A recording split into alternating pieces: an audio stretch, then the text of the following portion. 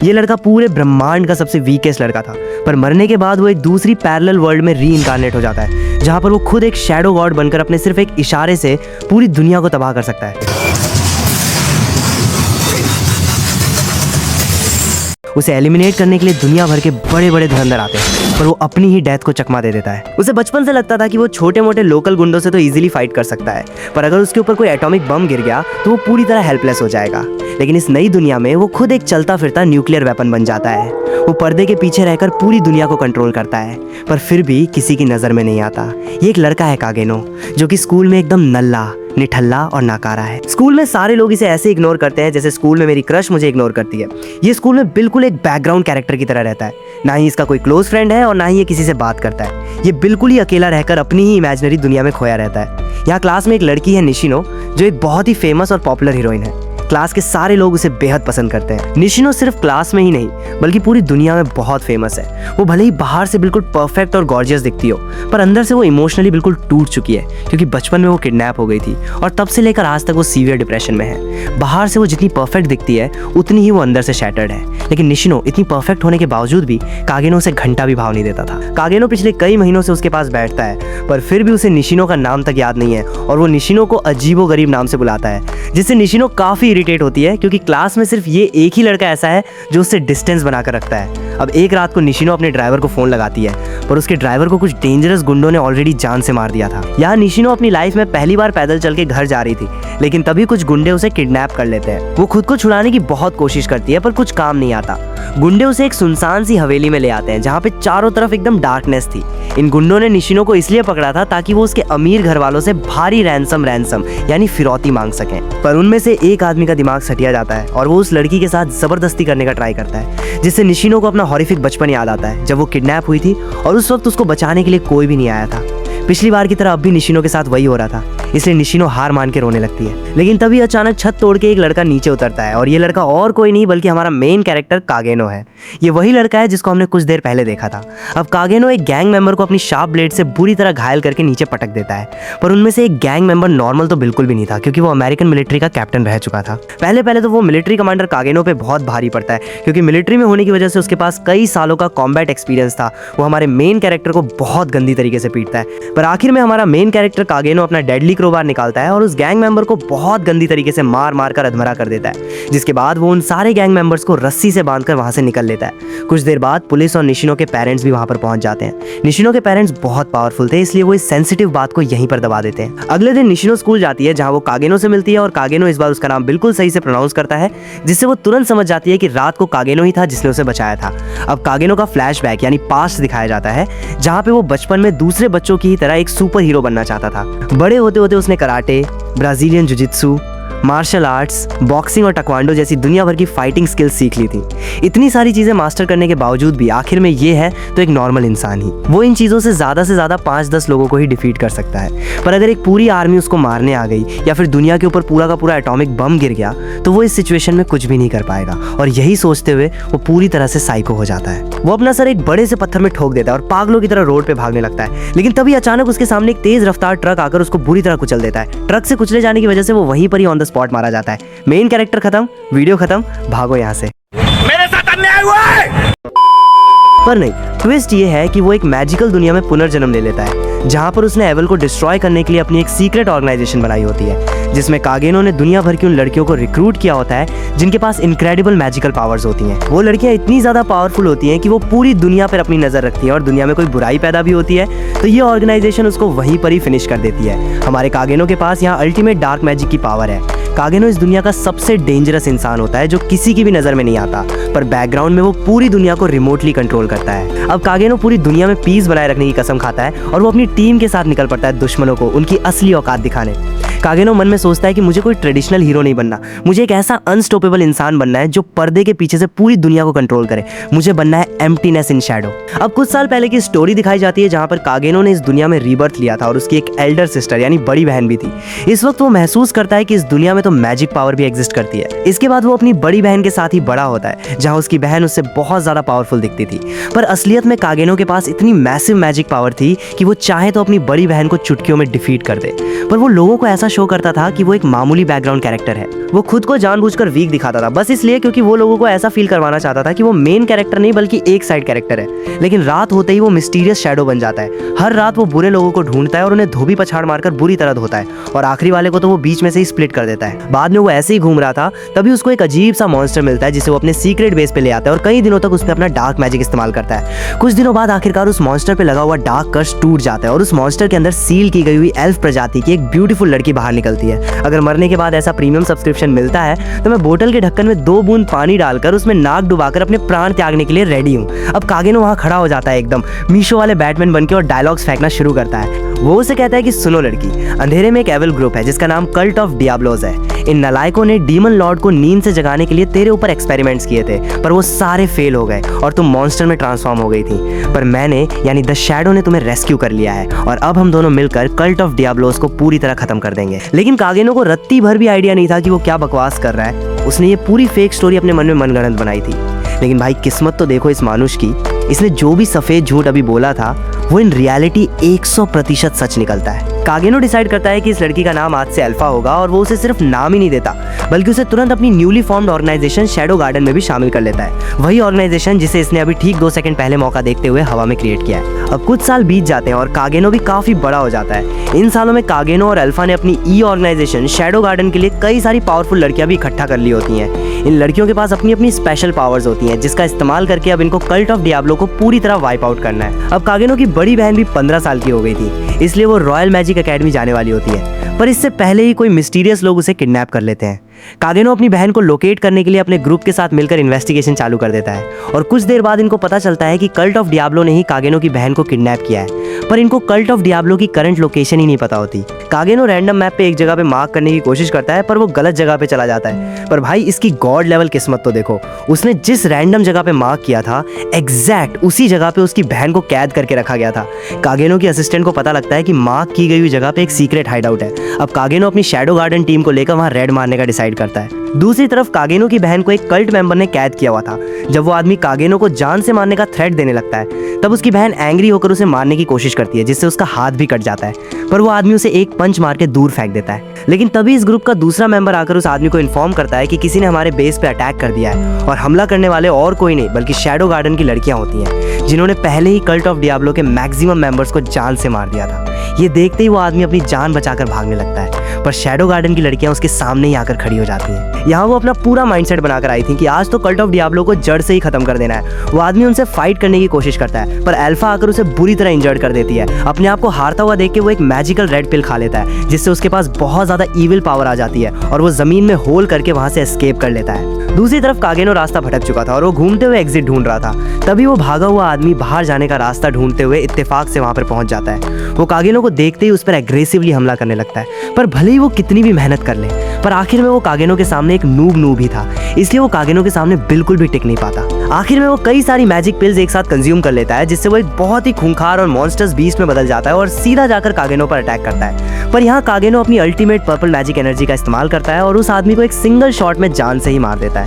अब कागेनो का mission complete हो गया था, इसलिए वो वहां से वैनिश हो जाता है। कुछ देर बाद शैडो गार्डन के सारे मेंबर्स एक सीक्रेट जगह पर गैदर होते हैं और अल्फा कागेनो को बताती है कि कल्ट ऑफ डियाब्लो के पूरी दुनिया में कई सारे हिडन हाइडआउट्स मौजूद हैं, इसलिए उन सारे लोकेशंस को ट्रैक करने के लिए उन्हें कागेनो को छोड़कर जाना पड़ेगा। अब हमारा कागेनो 15 साल का हो चुका था, इसलिए वो भी अपनी बहन की तरह Middle Guard Academy of Dark Knights में एडमिशन ले लेता है जहाँ किंगडम के सबसे अमीर और प्रिविलेज लोगों के बच्चे पढ़ते हैं। इस किंगडम में आने के बाद कागेनो का सिर्फ एक ही अल्टीमेट मोटिव था कि उसे लोगों की नजर में निहायती नल्ला, नालायक और एक एब्सोल्यूट बैकग्राउंड कैरेक्टर बनना है। अपने बैकग्राउंड कैरेक्टर बनने के इस महान मिशन को पूरा करने के लिए कागेनो ने 2 ऐसे नमूने दोस्त ढूंढे हैं जो इससे भी बड़े वाले किस्म के लूजर्स हैं। इन दोनों की शक्ल देख के साफ लगता है कि भगवान ने इन दोनों को बनाने के बाद अपने हाथ डिटॉल से धोए होंगे। अब इन तीनों महापुरुषों ने आपस में एक शर्त रखी है कि जिसके भी अपकमिंग टेस्ट में सबसे कम मार्क्स आएंगे वो स्कूल की सबसे खूबसूरत और पॉपुलर लड़की को जाके प्रपोज करेगा। वही लड़की जिसने आज तक आधे स्कूल का दिल और आधे स्कूल का कॉन्फिडेंस अपने सैंडल के नीचे क्रश किया हुआ है। कागेनो को ये अच्छी तरह पता होता है कि इस लड़की को प्रपोज करना मतलब मौत के कुएं में मुजरा करना है, पर भाई का डेडिकेशन तो देखो, वो जानबूझकर अपने ही टेस्ट पेपर की अर्थी निकाल देता है ताकि वो स्कूल में सबके सामने ह्यूमिलिएट हो सके। अब वो उस रॉयल प्रिंसेस एलेक्सिया को प्रपोज कर देता है। उसे पूरा भरोसा था कि अभी वो रिजेक्ट हो जाएगा और उसे सबके सामने बेइज्जत किया जाएगा। यहाँ कागेनो बकायदा मिरर के सामने प्रैक्टिस करके आया होता है कि उसे रिजेक्ट होने के बाद कैसा ओवर ड्रामा करना है, लेकिन शौक तब लगता है जब प्रिंसेस एलेक्सिया उसे हाँ बोल देती है। भाई ये जो अनएक्सपेक्टेड सीन चल रहा है ना, उसे देखकर मेरा ऊपर वाले से बस ये एक ही रिक्वेस्ट है कि प्रभु गरुड़ पुराण का लेटेस्ट एडिशन निकालो और ऐसी किस्मत वाले नल्ले बच्चों के लिए अलग से स्पेशल टॉर्चर का इंतजाम करो। अब क्योंकि एलेक्सिया ने हाँ बोलकर पूरी स्टोरी का प्लॉट ही चेंज कर दिया था, जो कि कागेनो के नल्ले बनने के सिलेबस से बिल्कुल ही बाहर था, इसलिए अब मजबूरी में उसे एलेक्सिया के साथ डेट पर जाना पड़ता है। अब ये दोनों ही साथ में अपना टाइम स्पेंड करने लगते हैं। वो दोनों साथ में लंच करते हैं, साथ में स्वॉट ट्रेनिंग करते हैं और साथ में घूमते भी हैं। ये देख के क्लास में जितने भी सिंगल लौंडे होते हैं उन सारे लोगों की बुरी तरह जली पड़ी होती है, क्योंकि ये क्रोकोडाइल की शक्ल का कागेनो एक खूबसूरत राजकुमारी के साथ रिलेशनशिप में होता है। बाद में रिविलेशन होता है कि एलेक्सिया ने कागेनो को इसलिए हाँ कहा था क्योंकि उसकी सगाई जबरदस्ती एक जेनॉन नाम के टीचर से हो गई थी, जो दिखने में काफी सस्पेक्टेड था। वहीं एलेक्सिया इस राज्य की दूसरी राजकुमारी है जो खूबसूरत होने के साथ साथ स्वॉर्ड फाइट में भी अल्ट्रा प्रो है, और एलेक्सिया को उसका मंगेतर जेनॉन बिल्कुल भी पसंद नहीं होता, इसलिए उसने अपने मंगेतर को चिढ़ाने के लिए कागेनो के साथ फेक डेटिंग शुरू की थी। उसका मंगेतर ये देख के बाहर से तो शांत रहता है, लेकिन अंदर से उसकी भी जली पड़ी होती है। शाम को दोनों अकेले में बात करते हैं और एलेक्सिया खुलकर कन्फेस करती है कि वो कागेनो को सिर्फ एक टूल की तरह यूज कर रही है। कागेनो अब उसका बॉयफ्रेंड बनने का ये ड्रामा करने से साफ मना कर देता है, लेकिन तभी एलेक्सिया उसकी तरफ एक सोने का सिक्का उछालती है और कागेनो लिटरली में पैसों के लिए कुत्ता बन जाता है। हमारा मेन कैरेक्टर एक फूटी कौड़ी के लिए एलेक्सिया का वफादार पपी बनने के लिए रेडी हो गया। अब क्योंकि हमारा मेन कैरेक्टर पूरी तरह बिक चुका है, इससे वो हर रोज एलेक्सिया का नकली बॉयफ्रेंड बनता है, जिसे देख के उसके मंगेतर की जल के राख हो जाती है। इसके बाद ये दोनों घूमने जाते हैं, जहाँ पर एलेक्सिया उसको अपने मंगेतर जेनॉन के बारे में बताती है कि वो दिखने में तो बिल्कुल परफेक्ट दिखता है, लेकिन कोई भी इंसान इतना फ्लॉलेस हो ही नहीं सकता। या तो वो एक झूठा मक्कार इंसान है या फिर कोई साइकोपैथ। इसी वजह से वो अपने मंगेतर को नापसंद करती है। अब ट्रेन से घर जाते हुए एलेक्सिया अपना इनर पेन बयां करती है। वो मानती है कि वो अपनी बड़ी बहन आयरिस से काफी जेलस है, जो ताकत और टैलेंट में उससे बहुत आगे है। कागेनो उसे कंसोल करने की कोशिश करता है और कहता है कि तुम्हारी स्वॉर्ड स्टाइल भले ही आम हो पर वो खूबसूरत है, तुम वक्त के साथ सीख जाओगी। बस यहीं उससे ब्लंडर हो गया, क्योंकि ये हूबहू वही लाइन थी जो उसकी बड़ी बहन ने उसे मैच में हराने के बाद कही थी। गुस्से में एलेक्सिया अपनी तलवार कागेनो के गले पर तान देती है, लेकिन कागेनो को रत्ती भर भी फर्क नहीं पड़ता और आखिर में वो चिढ़ते हुए वहां से चली जाती है और इसी के साथ इनका फेक रिलेशनशिप यहीं पर ही एंड हो जाता है। अगले दिन स्कूल में वो अपने नल्ले निठल्ले दोस्तों के साथ घूम रहा था, पर एलेक्सिया का मंगेतर जेनॉन वहां रॉयल सैनिकों के साथ कागेनो को अरेस्ट करने के लिए पहुंच जाता है, क्योंकि कल रात को एलेक्सिया सडनली किडनैप हो गई थी और चूंकि कल रात वो एलेक्सिया के साथ आखिरी बार देखा गया था, इसलिए पूरा शक अब कागेनो पर आ चुका था। कागेनो यहाँ चुपचाप सरेंडर कर देता है। दूसरी तरफ कल्ट ऑफ डियाब्लो के एक पागल डॉक्टर ने एलेक्सिया को एक अंडरग्राउंड लैब में कैद कर लिया होता है। उसका मेन मोटिव है एलेक्सिया के रॉयल ब्लड का यूज करके डीमन किंग को मॉडर्न वर्ल्ड में पुनर्जीवित करना। वहीं अंधेरे में एक खौफनाक साया तड़प रहा है, जो उस डॉक्टर के पिछले डीमन एक्सपेरिमेंट का एक फेल नतीजा था। कई दिनों तक वो सन की डॉक्टर एलेक्सिया का खून निकाल के अपने खौफनाक एक्सपेरिमेंट्स करता रहता है, बिना अच्छे से न्यूट्रिशन दिए, और लगातार ब्लड लॉस होने की वजह से एलेक्सिया पूरी तरीके से वीक और हेल्पलेस हो चुकी थी। दूसरी तरफ कई दिनों से सोल्जर्स कागेनो को जेल में बहुत बर्बरता से टॉर्चर कर रहे थे। उसकी शक्ल ट्रक से कुचले गए टमाटर जैसी हो गई थी, लेकिन ट्विस्ट ये है कि अंदर से कागेनो को चरम सुख प्राप्त हो रहा था। इतना प्लेजर तो उसको गांजे में कैरोसिन मिलाकर पीने पर भी नहीं मिला था। कागेनो को बैकग्राउंड कैरेक्टर बनने की कुछ ज्यादा ही चुल मची हुई है। कुछ टाइम टॉर्चर करने के बाद उसे पिछवाड़े में लात मार के जेल से बाहर निकाल दिया जाता है और वो सोल्जर्स उसके पीछे अपने सीक्रेट स्पाइस भी लगा देते हैं। कुछ देर बाद कागेनो अपने घर पहुंचता है। वहीं पर अल्फा अंधेरे में उसका वेट कर रही थी। वो उसे एक सीरियस रिपोर्ट देती है कि प्रिंसेस को किडनैप कर लिया गया है और पूरे किंगडम में केस केओस मच चुका है। पर हमारी पूरी शैडो गार्डन इस वक्त एडवांस हथियारों से लैस होकर तबाही रोकने के लिए पूरी तरह तैयार है। और ऐसा कह के वो अपना ब्लैक सूट पहन लेती है और तैयार हो जाती है कल्ट ऑफ डियाब्लो से फाइट करने के लिए। और यहाँ कागेनो भी अपना सूट पहन के तैयार हो जाता है और वो अपने अंडरवर्ल्ड तहखाने में जाता है, जो उसने एलेक्सिया से मिले पैसों से फंड किया था। अब वो और उसकी पूरी टीम तैयार हो जाती है कल्ट ऑफ डियाब्लो को नेस्त नाबूद करने के लिए। रात को कागेनो शहर की सिचुएशन मॉनिटर करने के लिए निकलता है, तभी उसका सामना उन्हीं सोल्जर से हो जाता है जिन्होंने उसे जेल में टॉर्चर किया था। वो ओवर कॉन्फिडेंस में उसे दोबारा पीटने के लिए अपनी स्वॉर्ड्स निकाल लेते हैं, लेकिन इस बार कागेनो अपने फुल फॉर्म में था। वो अपना पूरा रिवेंज पूरा करने के लिए उन सबको कुत्तों की तरह दौड़ा दौड़ा कर मारता है। दूसरी तरफ उस पागल साइंटिस्ट ने खून निकाल कर एलेक्सिया की हालत एकदम क्रिटिकल कर दी थी। वहीं पूरे किंगडम में कागेनो की shadow garden team full active mode में थी। उन्हें भनक लग गई थी कि आज रात कुछ तो बड़ा कांड होने वाला है और वो पूरी तैयारी के साथ तबाही रोकने के लिए अलर्ट बैठी थी। वहीं वो पागल साइंटिस्ट एलेक्सिया का रॉयल ब्लड उस अधमरे मॉन्स्टर की वेन्स में इंजेक्ट कर देता है। रॉयल ब्लड उसके खून में जाते ही वो इंसान तड़प तड़प कर एक बहुत खूंखार और म्यूटेंट मॉन्स्टर में ट्रांसफॉर्म हो जाता है और तुरंत उस साइंटिस्ट को मार डालता है और एलेक्सिया के पास जाके उसकी जंजीरें तोड़ देता है। वो यहाँ बहुत ज्यादा वाइल्ड हो चुका था, इस वजह से वो एक ही हिट में दीवार को क्रैश करके किंगडम में तबाही मचाने लगता है। इस तबाही का एडवांटेज उठाकर एलेक्सिया भागने का रास्ता ढूंढती है, लेकिन तभी अंधेरे से बाहर आता है उसका मंगेतर जेनॉन और यहीं से रिवील होता है सबसे बड़ा और सबसे शॉकिंग सस्पेंस। जेनॉन खुद कल्ट ऑफ डियाब्लो का एक हाई रैंकिंग मेंबर है जिसने गद्दारी से अपनी ही मंगेतर एलेक्सिया को किडनैप करवाया था। ये देख के एलेक्सिया का खून खोल जाता है। वो अपनी बची कुची एनर्जी समेट कर जेनॉन पर जानलेवा हमला करती है, लेकिन उसके रिफ्लेक्सेस के आगे वो सिर्फ एक माइनर सी खरोच ही दे पाती है। जेनॉन की मॉन्स्टर्स ताकत के आगे एलेक्सिया बिल्कुल बेबस थी। एक ही वार में एलेक्सिया की तलवार पानी में गिर जाती है और वो उसे एक लात मार के जमीन पर पटक देता है। पर तभी अचानक पूरा सन्नाटा छा गया। सबसे घने अंधेरे को चीरते हुए एक खौफनाक साया बाहर आया। वो और कोई नहीं बल्कि अंधेरे का बादशाह कागेनो द शैडो किंग था। उसके यहाँ आते ही साफ हो गया कि अब अल्टीमेट डिस्ट्रक्शन शुरू होने वाला है। यहाँ मजे की बात यह है कि दोनों को भनक तक नहीं थी कि ये नल्ला कागेनो ही असली शैडो है। कागेनो की एंट्री होते ही जेनॉन उस पर तलवार से वार करता है, लेकिन कागेनो की गॉड लेवल स्पीड के आगे वो हमला एक जोक बन जाता है। दूसरी तरफ वो बेकाबू मॉन्स्टर किंगडम को ग्रेवयार्ड बना रहा था। नाइट्स के सारे अटैक्स उस पर बेअसर हो रहे थे क्योंकि वो तुरंत खुद को हील और रीजनरेट कर लेता था। तभी एलेक्सिया की बड़ी बहन प्रिंसेस आयरिस वहां पर सीन में एंटर होती है। वो अपनी मैजिक स्वॉर्ड से उसका हाथ काट डालती है, यहाँ तक कि वो उसके छोटे छोटे टुकड़े तक कर देती है। लेकिन इतना डैमेज होने के बाद भी वो मॉन्स्टर पलक झपकते ही वापस रीजनरेट हो रहा था।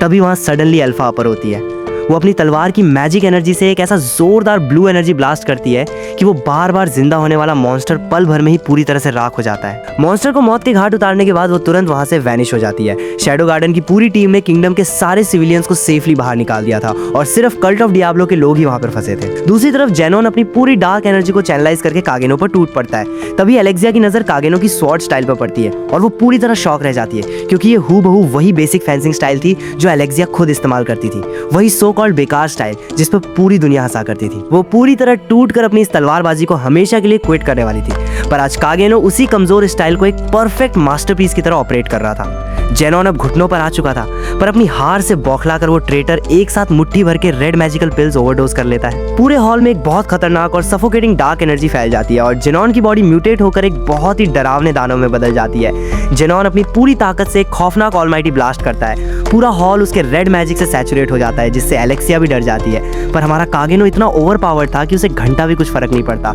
वो बस एक सिंगल किक में उसे नीचे पटक देता है। अब कागेनो अपनी रियल मैजिक पावर रिलीज करता है, जिससे पूरे हॉल के अराउंड एक विशाल मैजिकल बैरियर बन जाता है। इस गॉड लेवल मैजिक को देखकर जेनॉन के पसीने छूट जाते हैं और उसे यकीन ही नहीं होता कि कोई मोर्टल इंसान इतना भी पावरफुल हो सकता है। कागेनो एकदम सीरियस आवाज में कहता है कि पिछली जिंदगी में मैं सोचता था कि अगर मुझ पर न्यूक्लियर बम गिर गया तो मैं क्या करूंगा। इसीलिए मैंने डिसाइड किया कि न्यूक्लियर को डिफीट करने के लिए मुझे खुद न्यूक्लियर बनना पड़ेगा। बचपन से लेकर आज तक मैंने अपने मैजिक को इतना इंक्रीज किया है कि आई एम एटॉमिक। इस भयानक और मैसिव ब्लास्ट को पूरी शैडो गार्डन की टीम दूर से विटनेस कर रही थी। ब्लास्ट के खत्म होने पर वहाँ एक बहुत बड़ा क्रेटर बन जाता है और वहाँ मौजूद कल्ट ऑफ डियाब्लो के सारे लोग इस ब्लास्ट से इंसिनरेट यानी मारे जा चुके थे। ये डिस्ट्रक्टिव ब्लास्ट देखकर एलेक्सिया पूरी तरह से ट्रॉमाटाइज और शॉक हो चुकी थी। तभी उसकी बहन आयरिस वहाँ आकर उसे टाइटली गले लगा लेती है और उसे सही सलामत देखकर बहुत रिलीव्ड भी फील करती है। अगले दिन शैडो गार्डन की एक सीक्रेट मीटिंग बुलाई जाती है, जहाँ उन्हें कल्ट ऑफ डियाब्लो के कई नए सीक्रेट हाइडआउट्स की इन्फॉर्मेशन मिलती है। साथ ही पता चलता है कि कुछ फेक इम्पोस्टर्स शैडो गार्डन का नाम इस्तेमाल करके शहर में क्राइम्स कर रहे हैं और उनकी रेपुटेशन की धज्जियां उड़ा रहे हैं। अपनी रेपुटेशन प्रोटेक्ट करने के लिए अब वो इन क्रिमिनल्स पर डेथ ऑफ जजमेंट का इस्तेमाल करने का डिसीजन लेते हैं। अगले दिन कागेनो स्कूल में ऐसे घूम रहा था जैसे खून की होली खेल कर आया हो। ये खून इसलिए था क्योंकि एलेक्सिया ने उसे प्रपोज किया और हमारे सख्त लौंडे ने अपने अल्टीमेट ड्रीम के लिए उसे मुंह पे रिजेक्ट कर दिया था। बस फिर क्या, मैडम का ईगो बुरी तरह हर्ट हुआ और उसने प्यार के बदले सीधा कागेनो पर अटैक करके उसका खून ही निकाल दिया। खैर, इस कटी फटी हालत में वो कैंपस में एक नई लड़की से टकराता है और भाई का जलवा देखो। इस खूंखार और इंजर्ड लुक में भी उन दोनों की गहरी दोस्ती हो जाती है। अगले दिन कागेनो और उसके नल्ले दोस्तों की लड़कियां पटाओ पंचायत शुरू हो जाती है। इन नमूनों ने एक ऐसा मास्टर प्लान बनाया जिसे सुनकर माँ की हवेली भी सुसाइड कर ले। प्लान सुनो, ये चॉकलेट खरीदेंगे, लड़कियों को गिफ्ट करेंगे और लड़कियां पिघलकर सीधा इनके पैर चूमने लगेंगी। इनका थोबड़ा देखकर तो अंधा भी अपना रास्ता बदल ले। और ये 10 रुपए की डेयरी मिल्क से आशिक बनने निकले हैं। अगर इनकी शक्ल देखकर कोई लड़की इनके पैरों में भी गिरती है तो लिख के ले लो, उसे प्यार नहीं मिर्गी का दौरा पड़ा होगा। प्लान सेट होते ही ये तीनों मजनू सच में शहर के सबसे लग्जरियस और महंगे चॉकलेट स्टोर पर पहुंच जाते हैं। वहाँ की फीमेल मैनेजर की नज़र जैसे ही कागेनो पर पड़ती है, वो उसे स्पेशल VIP सर्विस के बहाने स्टोर के अंदर ले जाती है।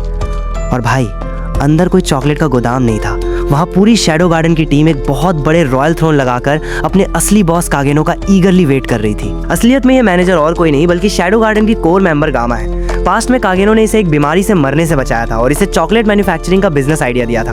उसी यूनिक आइडिया से इस बंदी ने पूरा का पूरा कमर्शियल एम्पायर खड़ा कर दिया और 1 बिलियन गोल्ड कॉइन्स का रेवेन्यू छाप लिया। कागेनो एकदम गॉडफादर की तरह अपनी शाही गद्दी पर बैठता है और गामा उसे रिपोर्ट सबमिट करती है कि कुछ लोकल छपरी क्रिमिनल्स शैडो गार्डन के नाम पे क्राइम करके हमारी गुडविल खराब कर रहे हैं। फिर वो न्यू नाम की एक नई पावरफुल मेंबर से इंट्रोड्यूस करवाती है जो अब से हर क्रिटिकल मिशन में कागेनो की मदद करेगी। लेकिन विडंबना देखो, जिस बंदी ने इसके आइडिया से 1 बिलियन का एम्पायर खड़ा कर दिया, हमारा ये अंडरवर्ल्ड डॉन चुपके से उसके खजाने से एक सोने का सिक्का अपनी जेब में सरका लेता है। इसके बाद ये तीनों दोस्त मस्त अपने घर जा रहे होते हैं, पर तभी कागेनो को कुछ सस्पेक्टेड साउंड आती है और उसे पता चल जाता है कि यहाँ कुछ तो गड़बड़ है। और अचानक कागेनो के कदम रुक जाते हैं। वो अपना पेट पकड़ता है और एक गहरी सांस लेकर कांपती हुई आवाज़ में कहता है कि मुझे माफ़ कर दो दोस्तों, प्रेशर अब बर्दाश्त के बाहर है, मेरे पास और कोई चॉइस नहीं बची, मुझे अब इस डार्क गली में ही जाना पड़ेगा। कुछ दूरी पर खड़े उन दोनों दोस्तों के पैरों तले जमीन खिसक जाती है। हवा में एक भारी सन्नाटा छा जाता है और उनकी आंखों से आंसू निकल आते हैं। बिना उसके पास गए दूर से ही उन्होंने अपने दोस्त को इस खौफनाक मोशन के दर्द में जूझते हुए देखा।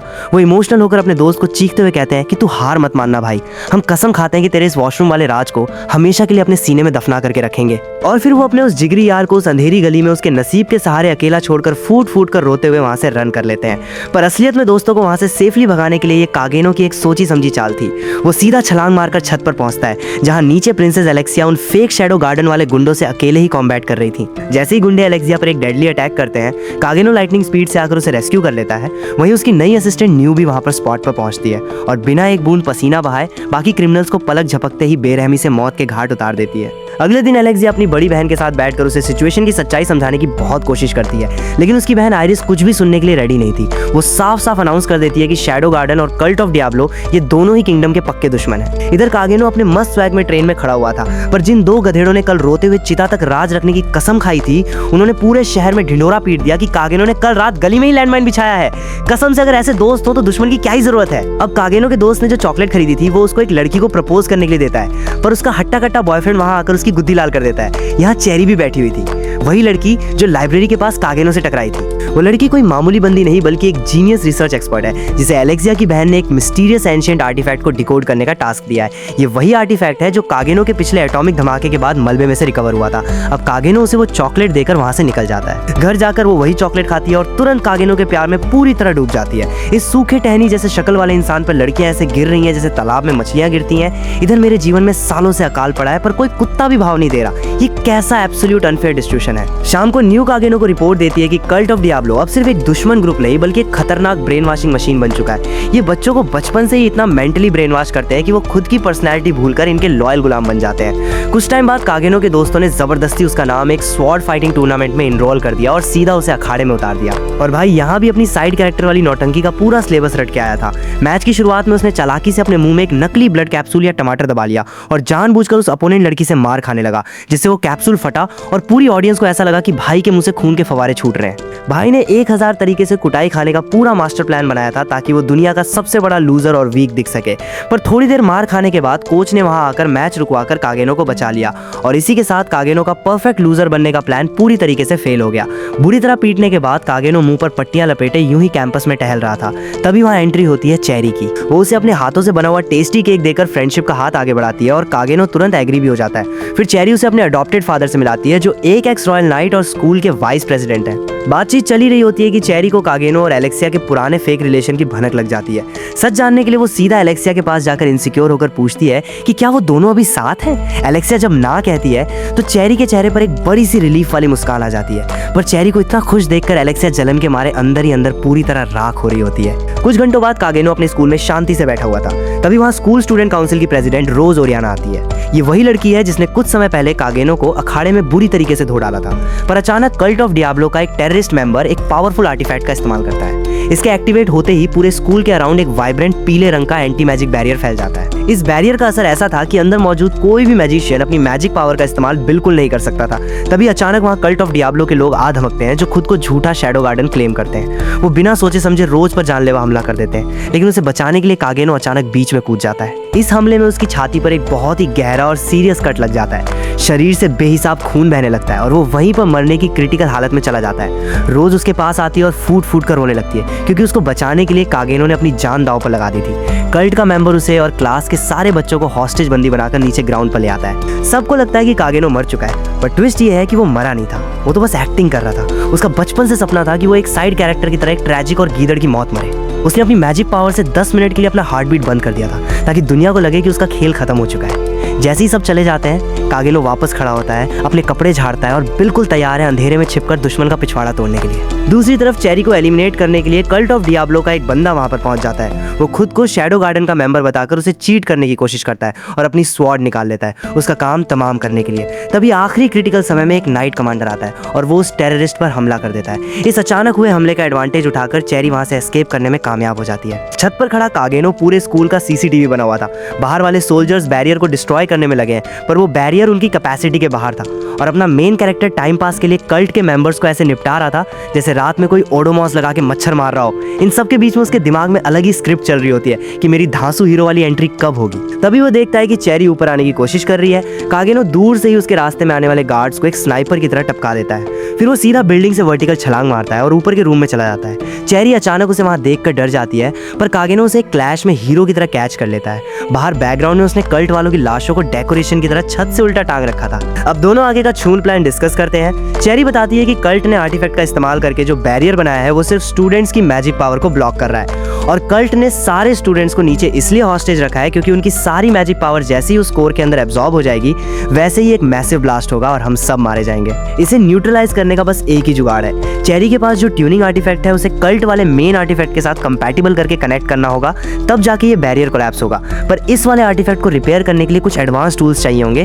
जो कि ऊपर रिसर्च लैब वाले कमरे में लॉक्ड हैं। इस वजह से कागेनो एक एक को मारता हुआ ऊपर वाले कमरे की तरफ बढ़ने लगता है, पर रास्ते में एक कल्ट का निंजा उसे इंटरसेप्ट कर लेता है। वो अपनी पूरी मैजिक पावर का इस्तेमाल करता है, पर इसके बावजूद भी कागेनो उसे अपनी सिर्फ एक सिंगल किक से दीवार में ठोक डालता है। जब वो नीचे गिरता है तब वो देखता है कि कल्ट के सारे मेंबर्स को कागेनो ने पहले ही मौत के घाट उतार दिया था और कागेनो बड़े मजे से उसको भी फिनिश कर देता है। ऊपर पहुंचने पर पता चलता है कि जिस कमांडर ने चेरी को बचाया था वो ऑलरेडी मारा जा चुका है और उसके साथ उसका साथी भी मर चुका है। न्यू यहाँ पर सीन देखकर बहुत इमोशनल हो जाती है क्योंकि वो मरा हुआ लड़का उसका होने वाला मंगेतर था जिससे वो कभी पास्ट में प्यार करती थी। आज उसे अपने सामने ऐसे मरा हुआ देखना उसके लिए एक गहरा मेंटल ट्रॉमा था। कागेनो ऊपर पहुंचता है और बिना किसी फालतू इमोशनल ड्रामे के उस स्पेसिफिक टूल को ढूंढने लगता है जिसकी चेरी को जरूरत थी। न्यू उसे पौका देती है कि शैडो गार्डन की लड़कियां अभी भी अपनी मैजिक पावर का इस्तेमाल कर पा रही हैं क्योंकि उनकी ट्रेनिंग एक अलग ही नेक्स्ट लेवल डायमेंशन पर हुई है। वो लोग इस बैरियर को बाईपास करने का प्लान तेजी से एग्जीक्यूट कर रही हैं। कागेनो टूल्स लेता है और वहां से चुपचाप निकल जाता है। यहाँ सारे स्टूडेंट्स को ग्राउंड फ्लोर पे बंदी बना लिया गया था और उनमें से एक भी इंसान अपनी पावर का इस्तेमाल नहीं कर पा रहा था। वो लोग बिल्कुल हेल्पलेस और लाचार बन चुके थे। चेरी ने उस आर्टिफैक्ट को पूरी तरीके से कैलिब्रेट करके ठीक कर दिया था। उसे ठीक करते ही उसे अपना वो डार्क पास्ट याद आता है जहां उसकी रियल माँ को उसकी आंखों के सामने एक जालिम ने दिल पे तलवार मारकर मर्डर कर दिया था। वो पूरी तरह अनाथ हो चुकी थी, पर उसकी माँ के क्लोज फ्रेंड रश ने उसे अडॉप्ट कर लिया। रश उसके लिए सौतेला बाप जरूर था, पर उसने उसे अपने सगे बाप से भी बढ़कर पाला और एक जीनियस बनाया था।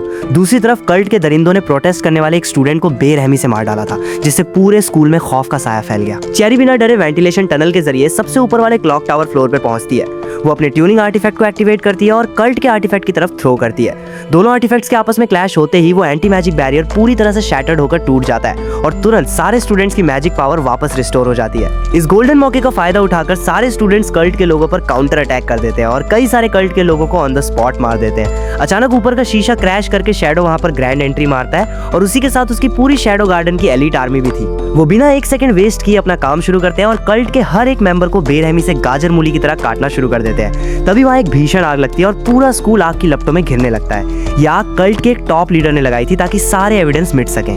बैरियर खत्म होते ही एलेक्सिया की बहन आइरिस और उसके नाइट्स तुरंत अंदर ब्रीच कर जाते हैं और स्टूडेंट्स को रेस्क्यू करने लगते हैं। कल्ट का लीडर अपने जरूरी सीक्रेट डॉक्यूमेंट्स पर आग लगा रहा था ताकि सारे सबूत मिट सके, पर उसे अंदाजा भी नहीं था कि कागेनो पहले से ही उस रूम में मौजूद है और वो बिल्कुल शांत होकर चेयर पर बैठा हुआ था। कागेनो को अपनी डिटेक्शन पावर से पहले से ही पता था कि इस भारी भरकम सूट के अंदर कौन छिपा बैठा है और उस सूट के अंदर और कोई नहीं बल्कि चेरी का वही अडॉप्टेड बाप रश होता है जिसने खुद चेरी की सगी माँ को जान से मार डाला था क्योंकि उसको एक इनक्यूरेबल बीमारी थी जो सिर्फ एक एंशिएंट आर्टिफैक्ट से ही ठीक हो सकती थी। चेरी की माँ ने वही आर्टिफैक्ट रिसर्च में ढूंढ निकाला था, पर वो उसे गवर्नमेंट को सौंपना चाहती थी ताकि वो आर्टिफैक्ट किसी गलत कल्ट के हाथों में ना चला जाए। पर इस लालची इंसान ने चेरी की माँ को मार डाला ताकि वो उस आर्टिफैक्ट को अकेले हथिया सके और वो चेरी का सिर्फ एक टूल की तरह इस्तेमाल कर रहा था क्योंकि वो भी अपनी माँ की तरह ही सुपर इंटेलिजेंट थी। अब वो आदमी अपने मैजिकल वेपन से कागेनो पर अटैक करता है और कागेनो को मौत के घाट उतारने की कोशिश करता है, पर ये कागेनो का ही एक माइंड गेम था। दरअसल जब वो शैडो बनकर आता है तो वो अपनी वॉइस और आइडेंटिटी को पूरी तरह छुपा लेता है ताकि कोई भी उसे रियल लाइफ में पहचान ना सके।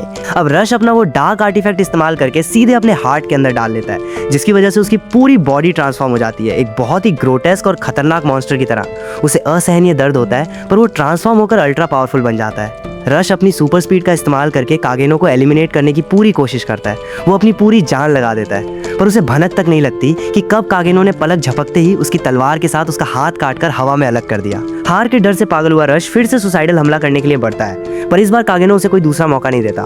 वो उसे उसी दर्दनाक तरीके से मारता है जैसे उसने चेरी की माँ को तड़पा कर मारा था।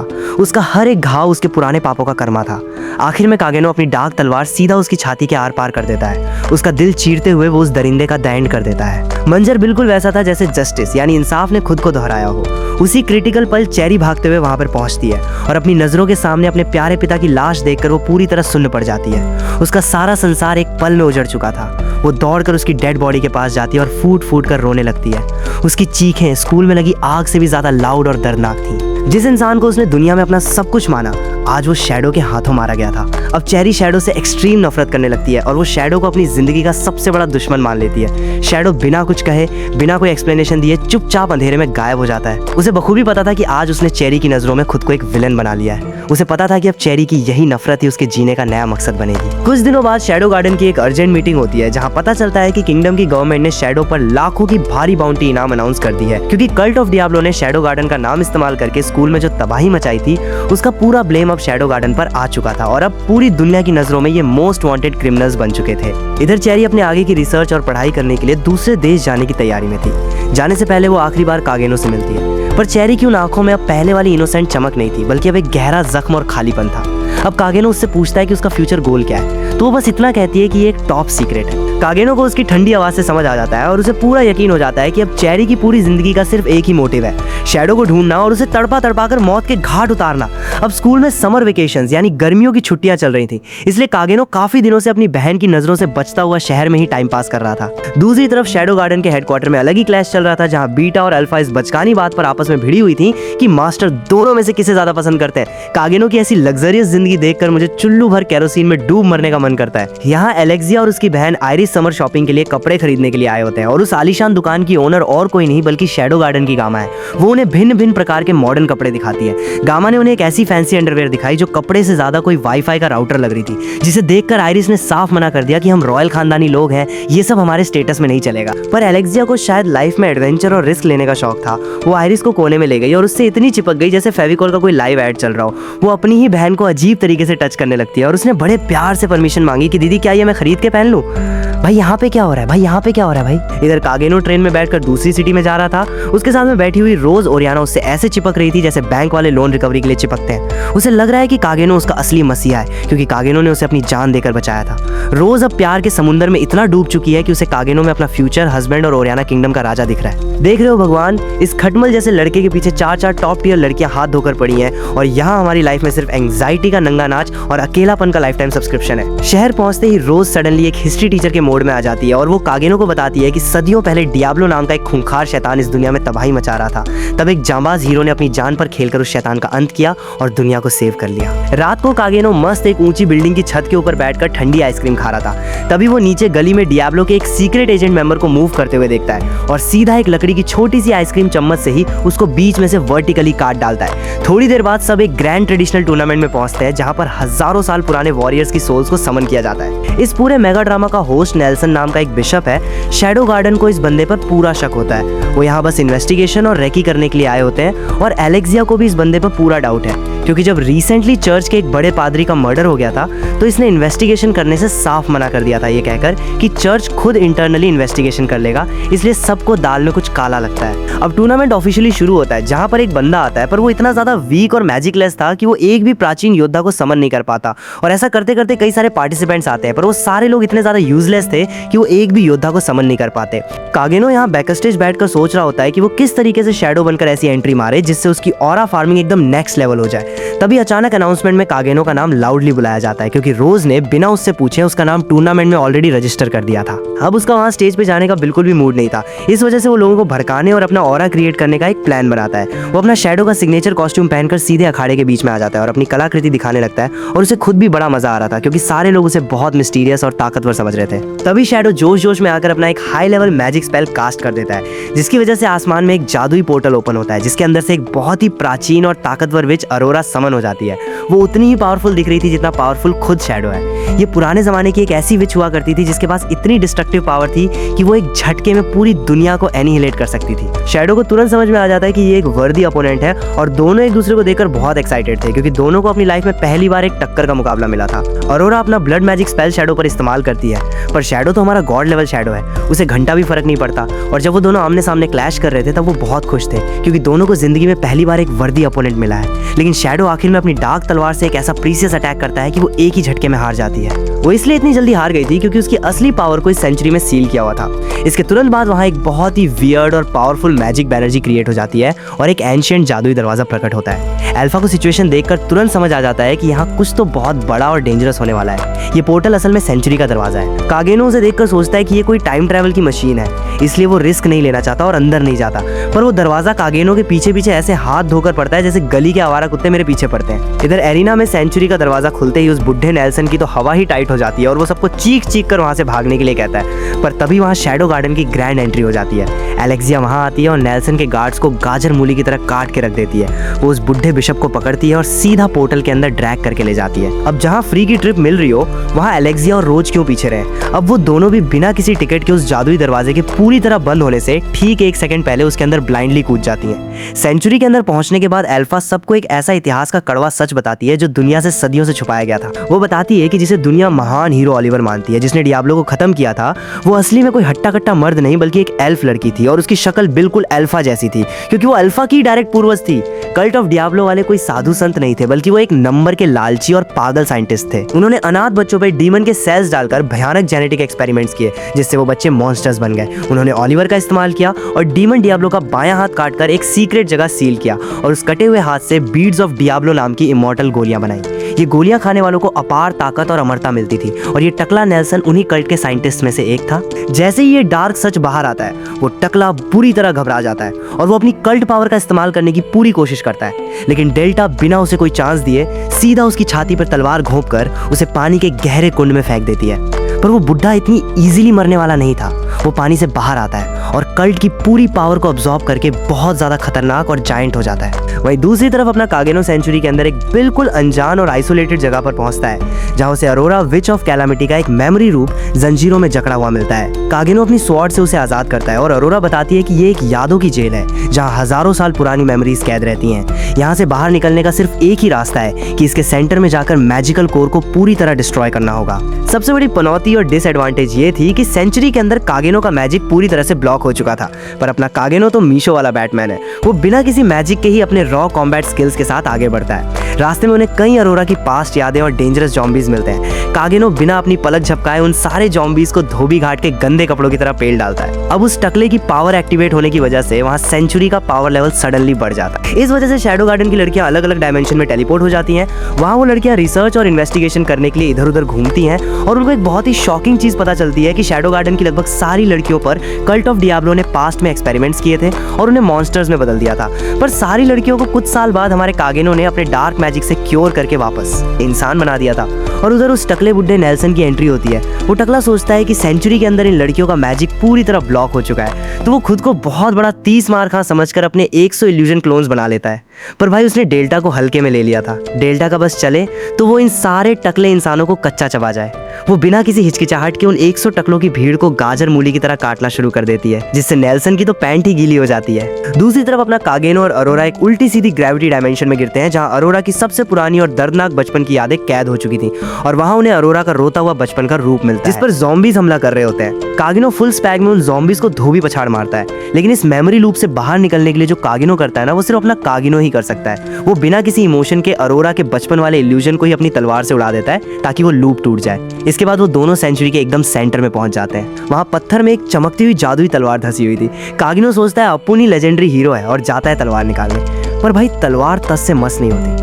पता चलता है कि इस तलवार को सिर्फ और सिर्फ हीरो के खानदान वाले ही निकाल सकते हैं। किसी छपरी के बस की बात नहीं है ये। अब जब कोई ऑप्शन नहीं बचता तो दोनों चुपचाप उसी तलवार के पास बैठकर आराम फरमाने लगते हैं। इधर वो टकला नेल्सन अल्फा से मार खाकर सूज चुका है। अपनी जान बचाने के लिए वो ओलिवियर का स्टैचू तोड़कर असली ओलिवियर यानी अल्फा की वंशज को समन कर लेता है। अल्फा और बाकी लड़कियां देखती हैं कि उनका जो असली मकसद था वो पूरा हो चुका है। उन्हें पता चल चुका है कि सेंचुरी कैसे काम करती है, इसीलिए वो इस तुच्छ प्राणी से लड़कर अपना टाइम बिल्कुल भी नहीं बिगाड़ने वाली। इसीलिए वो सब वहां से पोर्टल बनाकर खिसक लेते हैं। तभी सेंचुरी का अलार्म बजता है कि सेंटर में कोई घुसपैठिया यानी अपना शैडो घुस गया है। नेल्सन ओलिवर को लेकर सीधा सेंटर की तरफ दौड़ता है। कागिनो और अरोरा आराम कर ही रहे होते हैं कि तभी नेल्सन और ओलिवर वहां पर आधमकते हैं। नेल्सन ओलिवर को कागिनो पर हमला करने का ऑर्डर देता है। यहाँ ओलिवर इतना ज्यादा तेज होती है कि कागिनो को कुछ समझ ही नहीं आता। वो कागिनो को हवा में उछालती है, दीवार में देह मारती है, पानी में डुबाती है और तो और कागिनो की स्लाइम वाली तलवार के तक टुकड़े टुकड़े कर देती है। वो कागिनो की बहुत बुरी हालत कर देती है। नेल्सन की खुशी का तो ठिकाना ही नहीं रहता। उसे लगता है कि कागिनो का गेम ओवर हो गया।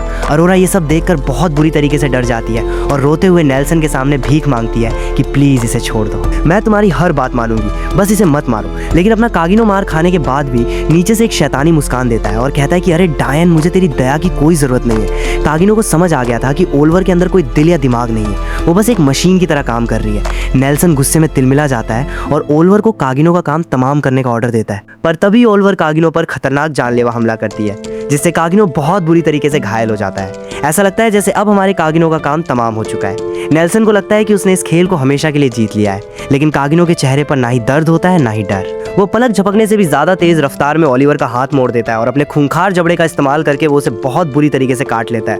वो इतना खतरनाक था कि ओलिवर के शरीर से खून का फवारा बहने लगता है और अगले ही पल दुनिया की सबसे ताकतवर जादुई कठपुतली हवा में राख बनकर उड़ जाती है।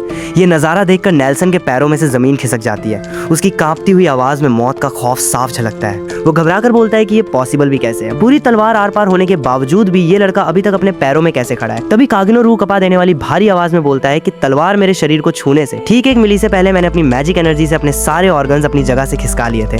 ये सुनकर नेल्सन पूरी तरह बौखला जाता है। अपनी मौत को सामने खड़ा देख के वो पागलपन में सेंचुरी की पूरी ताकत को आजाद कर देता है।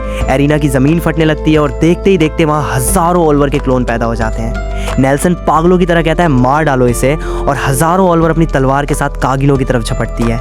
पर कागिनो अपनी जगह से 1 इंच भी नहीं हिलता। वो धीरे से अपनी वो आंख खोलता है जो अब तक बंद थी। अब कागिनो सिर्फ अपने एक वार से उन हजारों क्लोन की पहली लहर को पूरी तरीके से खत्म कर देता है। वो आंख खोलने की वजह से कागिनो के पास अब असीमित पावर आ जाती है। कुछ देर उन क्लोन से लड़कर उसे एहसास होता है कि जब तक सेंचुरी का कोर तबाह नहीं होगा तब तक ये क्लोन बार बार आते रहेंगे। अब वो उन क्लोन से लड़ते हुए सोचता है कि अब वक्त आ चुका है आज तक का सबसे खतरनाक अटैक इस्तेमाल करने का, दुनिया को यह एहसास दिलाने का कि असलियत में शैडो क्या कर सकता है। कागिनो अपनी तलवार को सामने करता है और अपने अंदर सो रही असीमित विनाशकारी मैजिक एनर्जी को आजाद कर देता है। सेंचुरी में एक डरावनी रोशनी फैलने लगती है। हर तरफ एक जानलेवा सन्नाटा होता है और फिर कागिनो के होंठ हिलते हैं। वो 3 शब्द बोलता है जो सेंचुरी के पूरे वजूद को हमेशा के लिए मिटाकर रख देते हैं।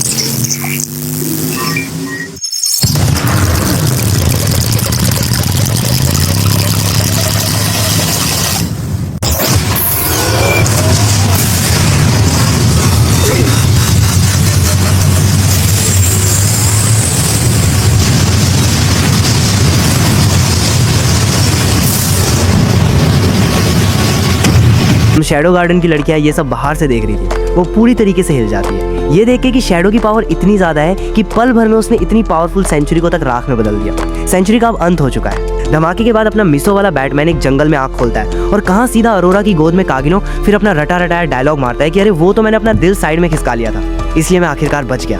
भाई ये इंसान है या रूबिक क्यूब?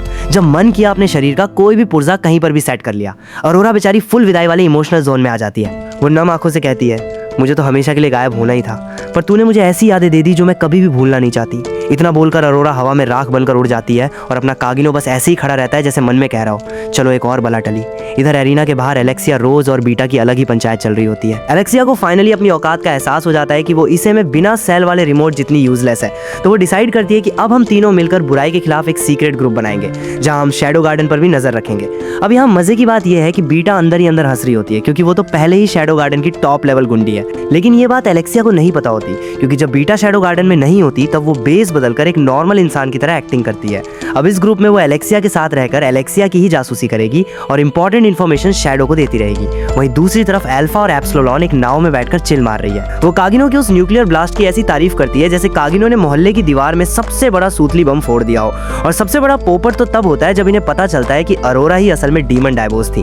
मतलब समझ रहे हो, कागिनो ने गलती से इस दुनिया के फाइनल बॉस को ही अपने फ्री ट्रायल में ही मिटा दिया और उसे भनक तक नहीं लगी। इधर प्रिंसेस आइरिस अलग ही केरोसिन के नशे में है। वो इस बात से गुस्सा है कि शैडो गार्डन ने बहुत बड़ा धमाका करके टूर्नामेंट खेलने वाले स्टेडियम को ही मिट्टी में मिला दिया और शहर की रानी होने के बावजूद भी उसे भनक तक नहीं लगी। एलेक्सिया उसे समझा समझा कर थक जाती है कि दीदी शैडो गार्डन वाले बहुत खतरनाक हैं, उनकी शक्तियों के सामने हम चींटी बराबर हैं। पर आरिस का ईगो बुर्ज खलीफा के टॉप फ्लोर पे बैठा है। वो झांटी ठोक कर कहती है टेंशन मत ले, तेरी बहन आने वाले बुशिंग फेस्टिवल में सबको काट के रख देगी। भाई ओवर कॉन्फिडेंस का लेवल देख रहे हो? इसे लगता है कि ये अपनी लोहे की छड़ी से उस इंसान को हरा देगी जो सुबह कुल्ला करने से पहले एटम बम थूकता है। अब बुशिंग फेस्टिवल का टाइम आ जाता है। ये वो अखाड़ा है जहाँ पर दुनिया भर के बाहुबली अपनी ताकत का मुजरा करने आते हैं। अपना शैडो भी सोचता है कि ये अपनी एमिनेंस इन शैडो वाली खुजली मिटाने का एक परफेक्ट मौका है। लेकिन भाई का स्वैग तो देखो, वो अपने असली रूप में नहीं बल्कि दुनिया के सबसे मरे हुए कुपोषित और लाचार इंसान के रूप में एंट्री लेने का सोचता है, जिससे उसकी असली आइडेंटिटी भी पता नहीं चलेगी और वो अपने पिछवाड़े की खुजली भी मिटा सकेगा। अब कागिनो गामा के पास आता है भैंस बदलने के लिए, जिसे देखकर उसे कोई भी 10 रुपए की भिक्षा दे दे, लेकिन वो सीढ़ियों से ऐसे मुंह के बल गिरती है जैसे तुम अपनी क्रश के प्यार में गिरते हो।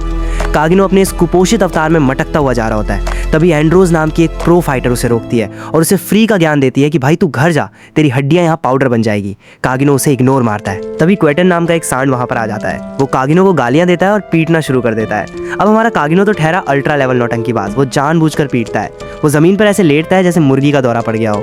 वो प्रो फाइटर आकर उसे बचाती है, लेकिन जैसे ही वो पलटती है कागिनो चुपचाप खड़ा होता है और बिना खरोच के अपने खून साफ करते हुए वहां से निकल जाता है। अब रात का सन्नाटा होता है, हवा में अजीब सी ठंडक और भारी पा जाती है। वहाँ कागिनो की मुलाकात प्रिंसेस रोज से होती है। रोज की आंखों में एक गहरी उम्मीद और बेबसी सांप दिखाई देती है। वो बताती है कि उसकी शादी लॉर्ड पर नाम के एक इंसान से तय कर दी गई है। रोज अपनी पूरी जिंदगी एक राजकुमारी होने के बोझ और लोगों की उम्मीदों तले घुट घुट कर जी रही होती है। वो एक ऐसी आज़ादी चाहती है जो उसे कभी नसीब ही नहीं हुई। वो कागिनो से पूछती है कि क्या उसे उस पर भरोसा है। कागिनो मुस्कुराकर उसके हाथ में सैंडविच थमा देता है और उसे शांत रहने का इशारा करता है। अगले दिन टूर्नामेंट का माहौल होता है, जहाँ पर एक गोल्डी नाम का लीडर घूम रहा होता है। इस लेजेंड को लगता है कि वो लोगों की पावर को अपनी आंखों से नाप सकता है। वो कागिनो को देखकर हंसता है कि इसकी पावर लेवल तो सिर्फ 33 है। कागिनो का पहला मैच एक भारी भरकम पहलवान से होता है और पलक झपकते ही कागिनो उसे एक ही मुक्के में सीधा यमराज को पार्सल कर देता है। लेकिन कहानी में एक ऐसा डार्क ट्विस्ट आता है जो सबके पैरों तले जमीन खिसका देता है। कागिनो का दोस्त दौड़ते हुए उसके पास आता है और उसे बहुत घबराते हुए बताता है कि प्रिंस रोज, वो बेचारी मासूम रोज ने अपने मंगेतर लॉर्ड पर्ट के सीने में तलवार मार दी है और वो रातों रात फरार हो गई है। कुछ देर बाद एलेक्सिया और बीटा एक कमरे में बैठी होती है, जहां रोज के फरार होने की खबर अखबार में छप गई होती है। एलेक्सिया अपनी सहेली को बचाने के लिए बेकरार होती है, पर बीटा उसे ज्ञान देती है कि राज्य के मामले में हमें इस लफड़े में नहीं पड़ना चाहिए, क्योंकि रोज एक प्रिंसेस है और वो भी एक प्रिंसेस है, इसलिए इंटरनेशनल विवाद खड़ा हो सकता है। ये सुनकर एलेक्सिया का खून खोल जाता है। वो बीटा का कॉलर पकड़ लेती है। अब यहाँ बीटा की ऑस्कर लेवल एक्टिंग शुरू होती है। वो ऐसे गिड़गिड़ाकर अपनी जान की भीख मांगती है जैसे सच में वो बहुत डरी हुई हो। एलेक्सिया उसे धमकाती है कि अगर तूने मेरा साथ नहीं दिया तो मैं तुझे जमीन में जिंदा जला दूंगी। आखिर में दोनों रोज को ढूंढने के लिए तैयार हो जाते हैं और एक साथ काम करने का फैसला करते हैं। इधर अपना कागिनो भेस बदलकर टूर्नामेंट की तरफ जाने लगता है। रास्ते में उसकी टक्कर वॉर गॉडेस बीट्रिक्स से हो जाती है, जिसे मैं बीट बुलाऊंगा। जब उसका चेहरा खुलता है तो वो बिल्कुल अल्फा की तरह ही लग रही होती है। असल में ये अल्फा की रिश्तेदार है। बीट अपनी भतीजी अल्फा को ढूंढ रही होती है और उसे कागिनो से अल्फा की महक आती है। कागिनो को चेक करने के लिए अचानक वो अपनी तलवार कागिनो की तरफ घुमा लेती है। अब अपना भाई तो एक्टिंग का उस्ताद है। वो ऐसे डर कर जमीन पर गिरता है जैसे वो कोई आम और कमजोर इंसान हो। बीट यानी ब्रिटिक्स को लगता है कि ये तो कोई साधारण सा लड़का है। वो उसे उठाकर माफी मांगती है और आगे बढ़ जाती है। अब एरिना में शुरू होता है असली नंगा नाच। अब हमारे कागिनो का सामना उस महान कभी ना हारने वाले लेजेंड गोल्डी से होता है। गोल्डी अपने फुल एटीट्यूड में अपना सबसे खतरनाक पावर ड्रैगन अटैक करता है। पूरा एरिना सुनहरी रोशनी से चमक उठता है। गोल्डी अपनी पूरी ताकत से कागिनो की तरफ दौड़ता है। मौत कागिनो के सामने खड़ी होती है, लेकिन तभी कागिनो को जोर से छींक आ जाती है और भाई साहब उस एक छींक के प्रेशर से गोल्डी का पावर ड्रैगन पूरा डिस्ट्रॉय हो जाता है और गोल्डी उड़ता हुआ सीधा एरिना के बाहर जाकर उल्टे मुंह गिरता है, बिना एक उंगली उठाए सिर्फ अपनी नाक की हवा से खा गए। इन्होंने उस लेजेंड की इज्जत का फालूदा मिल्क शेक बना दिया होता है। पब्लिक और वहां बैठी प्रो फाइटर एंड रोज की आंखें फटी की फटी रह जाती है। इधर वीआईपी स्टैंड में अलग ही बवाल चल रहा होता है। प्रिंसेस आरिस के बगल में रोज का वही खड़ूस मंगेतर लोड पर डालकर बैठ जाता है। आरिस उसे देखकर हैरान हो जाती है, क्योंकि रोज ने इसे तो खंजर मार दिया था, तो फिर ये साला इतना जल्दी ठीक कैसे हो गया। वो बेशरम वहां बैठकर आरिस के राज्य की बेइज्जती करता है। लेकिन जो रोज का बाप था, जो कि राज्य का राजा है, उसको देखकर ऐसा लग रहा था कि रोज के मंगेतर ने राजा पे कुछ जादू टोना कर दिया है, क्योंकि राजा हर बात पे हाँ ही बोल रहा था। दूसरा कुछ भी वो बात ही नहीं कर रहा था। यहाँ अगले मैच में कागिनो का सामना उसी सांड क्विंटिन से होता है। कागिनो पलक झपकने से पहले ही उसे ढो डालता है और कागिनो मजे मजे में ही मैच जीत जाता है। मैच के बाद कागिनो अंधेरी टनल से गुजर रहा होता है, तभी एंड्रोज उसका रास्ता रोक लेती है। वो कागिनो के सामने शो ऑफ करने के लिए अपनी गर्दन बिल्कुल कागिनो के स्टाइल में क्रैक करती है, ये जताने के लिए कि वो भी कागिनो की तरह ही प्रोफेशनल है। लेकिन अपना मीशो वाला बैटमैन उसे घास तक नहीं डालता। वो बिना कुछ बोले एकदम इग्नोर मारकर वहां से मटकते हुए निकल लेता है। वहां रोज टनल में किसी इंसान को अपनी तलवार से घायल कर देती है। वो चाहती तो वो उसे पूरी तरह मार सकती थी, पर वो उसे नहीं मारती। अब वो वहां से भाग जाती है। अगले दिन कागिनो अपने कमरे में होता है। तभी उसका बेवकूफ दोस्त दरवाजा पीटते हुए अंदर आता है और बताता है कि प्रिंसेस रोज अब एक वांटेड क्रिमिनल बन चुकी है। उसका दोस्त बहुत एक्साइटेड होकर उसको समझाता है कि अगर हमने रोज को ढूंढ लिया तो हम अरबोपति हो जाएंगे, पर अपना कागिनो जिसे दुनियादारी से कोई घंटा भी मतलब नहीं, उसे सिर्फ अपनी एमिनेंस इन शैडो वाली फैंटेसी जीनी है। इस बात को सुनकर अंदर ही अंदर खुश हो जाता है क्योंकि उसे अब अपनी ताकत दिखाने का एक और बहाना मिल चुका है। अपनी दोस्त को ढूंढने के लिए एलेक्सिया और बीटा एक अजीब सी टनल में पहुंच जाते हैं। उनको कहीं से तो ये इन्फॉर्मेशन मिली होती है कि यहाँ शायद उसकी दोस्त मिल सकती है। इधर प्रिंसेस रोज की हालत एकदम खराब है, वो राजधानी के नीचे बनी अंधेरी टनल में छुपते छुपते भाग रही है। और ये सब इसलिए हुआ है क्योंकि कल रात को जब वो अपने राजमहल में थी तब उसे अचानक महसूस होता है कि उसके पापा को किसी ने मैजिक करके अपने कब्जे में ले लिया है और तुरंत उसे ये एहसास हो जाता है कि उसके फादर को वश में करने वाला और कोई नहीं बल्कि उसका अपना ही मंगेतर है। इसके अलावा जितने भी राज दरबार के लोग हैं वो सारे मिले हुए हैं और उसका मंगेतर कल्ट ऑफ डियाब्लो का मेंबर है। वो उसे तलवार से वार करती है, पर सारे राज दरबार के लोग उसे पकड़ लेते हैं और उस पर यह झूठा आरोप लगा देते हैं कि उसने लालच के चक्कर में उसके मंगेतर पर तलवार चलाई है, पर असलियत में वो तलवार उसे ज्यादा लगी भी नहीं होती। यही याद करके रोज बहुत दुखी हो जाती है।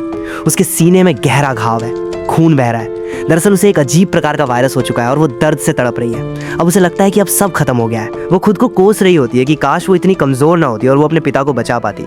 दर्द के मारे उसकी जान निकल रही होती है, लेकिन तभी उस खौफनाक अंधेरे और सन्नाटे में एक बहुत खूबसूरत पियानो की धुन गूंजने लगती है। रोज उस धुन का पीछा करती है और देखती है कि सामने खुद लॉर्ड शैडो बैठकर पियानो बजा रहा होता है। यहाँ कागिनो को शैडो गार्डन के जासूस से पूरी सच्चाई पता चल रही होती है कि रोज बेकसूर है और उसकी करंट लोकेशन भी पता चल जाती है। शैडो उससे पूछता है क्या तुम अपने लोगों के लिए लड़ना चाहती हो? रोज रोते हुए कहती है कि वो अपने राज्य और पिता को बचाना चाहती है। शैडो बिना कुछ बोले अपनी जादुई ताकत से पलक झपकते ही रोज का वो जानलेवा वायरस एकदम ठीक कर देता है और सिर्फ इतना ही नहीं, वो रोज के अंदर अपनी असीमित डार्क पावर ट्रांसफर कर देता है। रोज को ऐसा लगता है जैसे उसके अंदर कोई ज्वालामुखी फट गया हो। शैडो उसे अपना बदला लेने का हुक्म देता है और वहां से अचानक गायब भी हो जाता है। तभी वहां कल्ट ऑफ डियाब्लो के गुंडे रोज को मारने आ जाते हैं, लेकिन अब रोज पहले वाली कमजोर राजकुमारी नहीं रही। वो शैडो की दी हुई ताकत से उन सारे गुंडों को एक ही झटके में कीड़ों की तरह कुचल के रख देती है। रोज भाग रही होती है कि सामने एलेक्सिया और बीटा आ जाती है। एलेक्सिया गुस्से में रोज को पूछती है कि उसने अपने मंगेतर को क्यों मारा, लेकिन रोज उन्हें इस खतरे में नहीं डालना चाहती थी, इसलिए वो कुछ नहीं बताती। एलेक्सिया का ईगो हर्ट हो जाता है और वो अपनी तलवार निकाल के रोज पे हमला कर देती है। दोनों के बीच एक जबरदस्त लड़ाई शुरू हो जाती है। एलेक्सिया को लगता है कि वो जीत जाएगी, लेकिन रोज के पास अब शैडो की पावर है। वो एलेक्सिया के हर एक वार को ऐसे रोकती है जैसे वो मादराऊ चाहो और आखिरकार वो एलेक्सिया को हरा देती है और एलेक्सिया को वो बीटा को थमा देती है। रोज वहां से जाने लगती है। बीटा बस मजे ले रही है क्योंकि उसे समझ आ जाता है कि रोज अब लॉर्ड शैडो के शैडो गार्डन का हिस्सा बन चुकी है। कुछ देर बाद कागिनो अपने घर जा रहा होता है, लेकिन वहां उसकी खूंखार बहन पहले से ही उसका इंतजार कर रही थी। दरअसल कई दिनों से वो अपनी बहन से बच रहा था और छुप छुप के उसकी नजरों में नहीं आ रहा था, लेकिन फाइनली आज वो रंगे हाथों पकड़ा जाता है और अब वो अपनी बहन के हाथों से नहीं बच सकता। हमारा नल्ला कागिनो जब घर पहुंचता है तब उसकी बहन छुट्टियों में घर ना आने के जुर्म में कागिनो की गर्दन दबोच लेती है। कागिनो के मुंह से जाग निकलने लगता है और उसकी आत्मा शरीर को छोड़ने ही वाली होती है कि वो कसम खाता है कि वो सुधर जाएगा। तब जाकर क्लेयर उसे छोड़ती है और बुशिंग फेस्टिवल का एक VIP टिकट उसे जबरदस्ती देकर कहती है मेरा मैच देखने आना वरना सच में तुझे काट दूंगी। अब बुशिंग फेस्टिवल शुरू हो जाता है। कागिनो VIP स्टैंड में पहुंच तो जाता है, पर वहां इतने अमीर लोग देखकर उसे महसूस होता है कि उसके बैकग्राउंड कैरेक्टर का ऑरा माइनस हो रहा है। वहां उसकी अगली वाली सीट पर और कोई नहीं बल्कि प्रिंसेस आरिस बैठी होती है। कागिनो का बैकग्राउंड कैरेक्टर वाला ईगो हर्ट हो जाता है कि ये राजकुमारी मुझसे क्यों बात कर रही है। आरिस उससे पुरानी बातों के लिए माफी मांगती है, पर हमारा कागिनो तो ठहरा अल्ट्रा लेजेंड।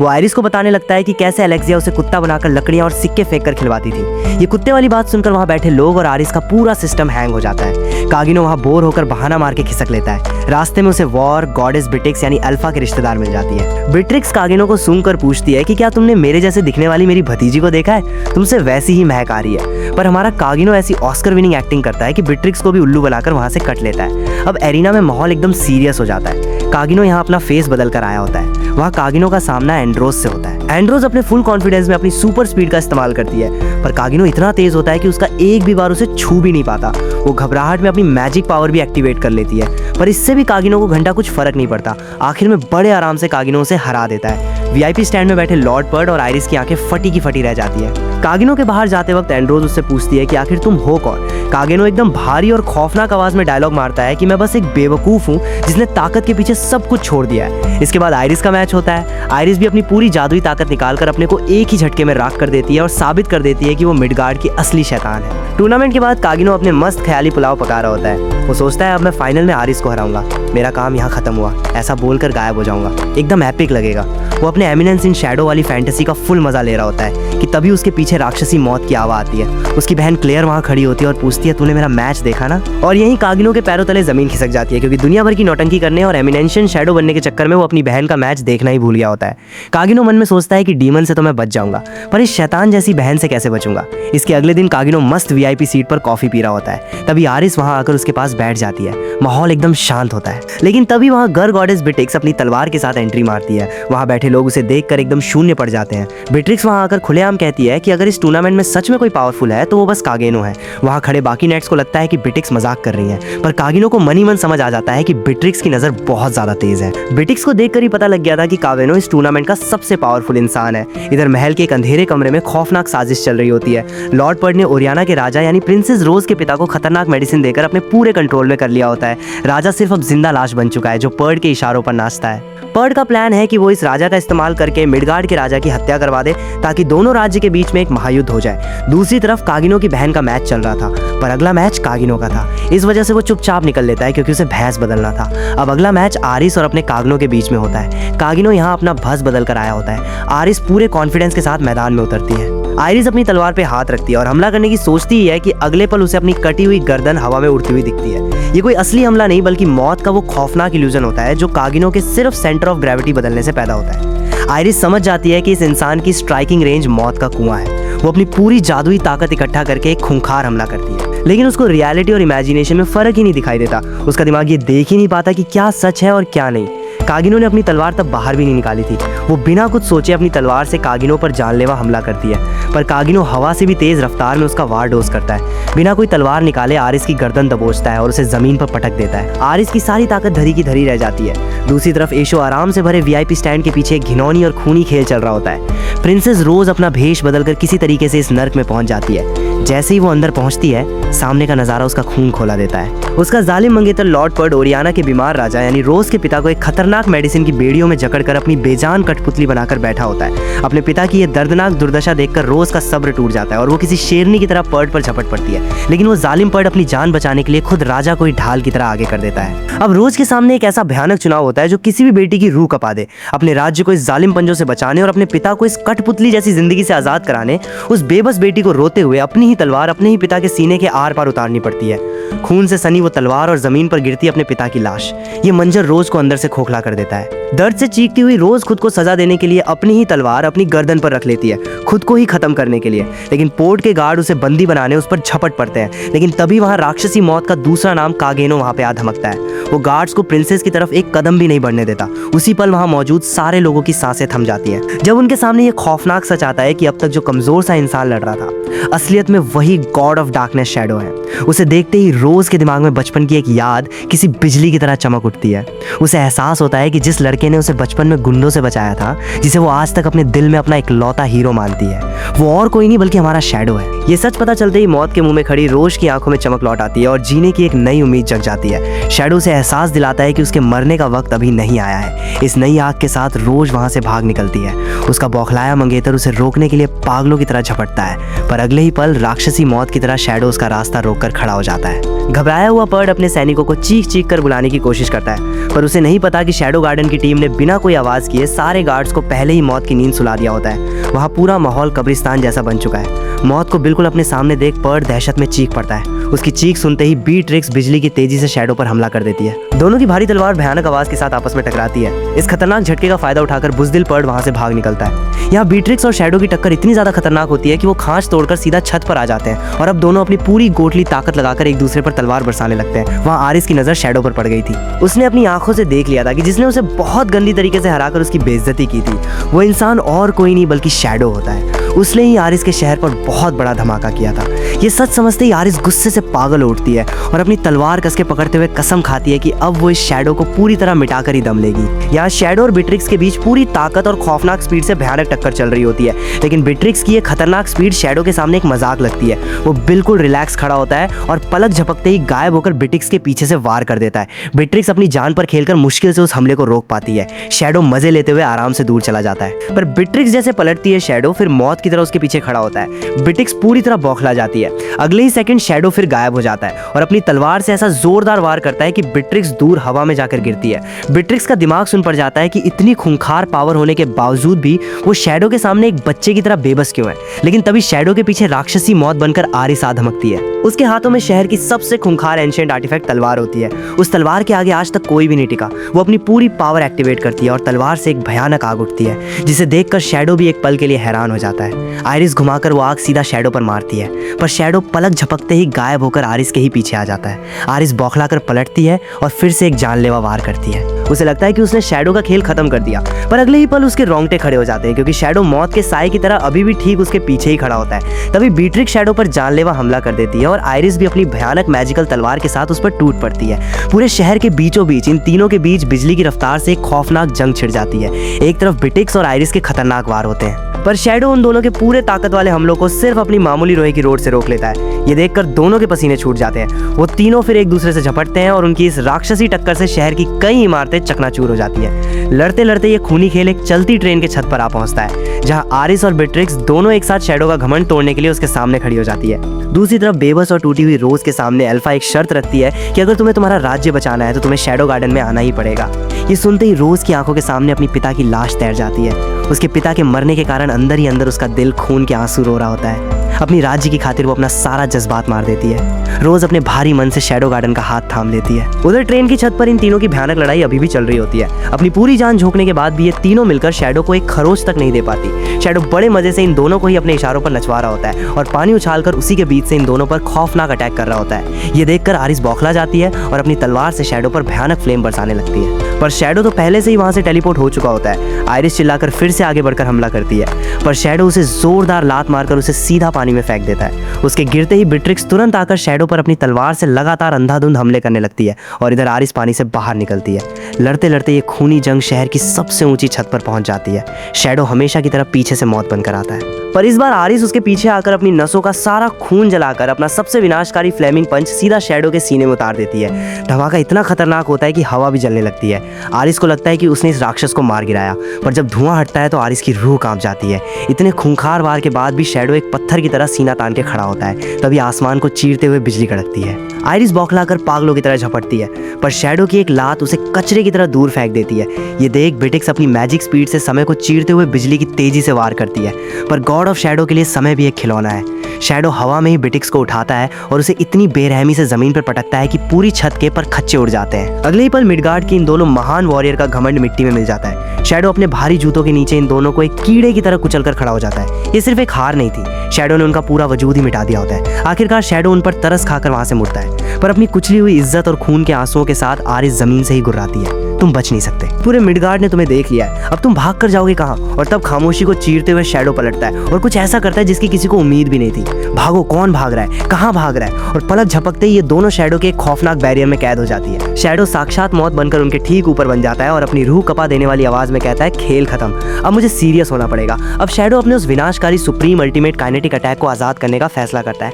पल भर में वहां की हवा का दबाव बदल जाता है। ये अटैक इतना ज्यादा खतरनाक होने वाला है कि इस अटैक से पूरी दुनिया का नक्शा ही बदल सकता है। लेकिन तभी शैडो उन दोनों के साथ मजाक कर देता है। वो कोई अटैक करता ही नहीं है, बल्कि पलक झपकते ही धुएं की तरह गायब हो जाता है। जब आरिस देखती है कि कोई तबाही नहीं हुई और शैडो ने जिंदा छोड़कर जा चुका है, उसका बचा कुचा दिमागी संतुलन भी पूरी तरह टूट जाता है। अपनी इस भयानक बेइज्जती पर वो घुटनों के बल गिरकर पागलों की तरह फूट टूट कर रोने लगती है। उधर पर्ड अपने बॉस के सामने अपनी हार पर रो रहा होता है और बिट्रिक्स भी आरिस को छोड़कर निकल जाती है। लेकिन सबसे चौंकाने वाली बात ये होती है कि ये पूरा टूर्नामेंट शैडो की बहन ने जीत लिया होता है और अपना कागिनो पूरी दुनिया को हिलाने के बाद अगले दिन एक बैकग्राउंड कैरेक्टर की तरह मजे से स्कूल जा रहा होता है। लेकिन असली दर्द रोज की कहानी में है। अल्फा उसे अलेक्जेंड्रिया नाम के शहर में लाती है। रोज ने अभी भी कागिनो के प्यार की आखिरी निशानी वो बर्गर का कवर सीने से लगाया होता है, पर खूंखार ट्रेनर लैम्डा बिना रहम के उसके शाही कपड़े और वो कवर फाड़ के फेंक देती है और उसे कहती है, आज से तेरा कोई अतीत नहीं, तू सिर्फ नंबर 666 है। और उस फटे हुए कवर के साथ रोती हुई रोज की पुरानी जिंदगी हमेशा के लिए दफन हो जाती है। तो भाइयों, सीजन 1 का ये भोकाल यहीं पर खत्म होता है।